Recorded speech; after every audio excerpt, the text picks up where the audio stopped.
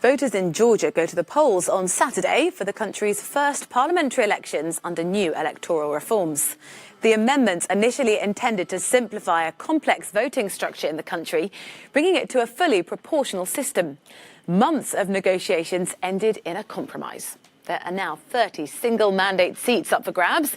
It used to be 73, and a 1% threshold is needed to gain representation in Parliament.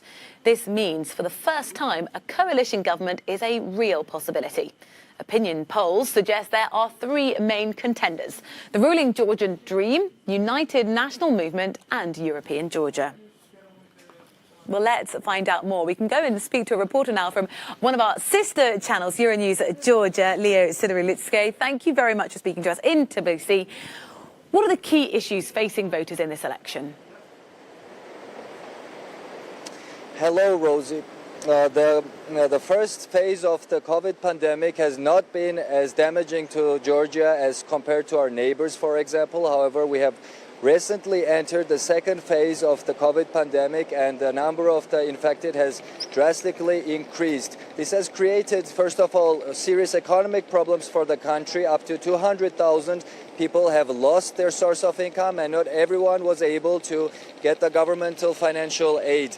Also, this has created some tensions and worries in the political elite as well as the civil society concerning the low possible turnout during the elections, and the Central Electoral Committee has taken special measures in order to achieve higher turnout. They will provide the people in the quarantine with special voting boxes in order to make sure that those people have the ability to take part in the democratic process. Rosie?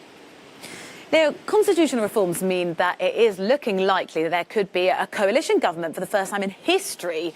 How do you think that might play out?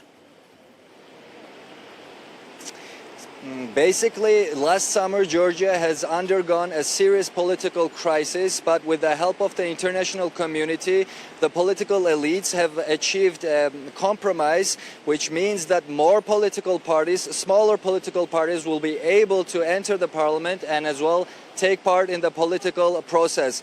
The society in Georgia at this point requires a diversity, and these constitutional changes will make sure that all the political parties will have the opportunity to partake in the political process, and the democratic continuation of the Georgia's democratic development will definitely be achieved with these constitutional changes. Rosie?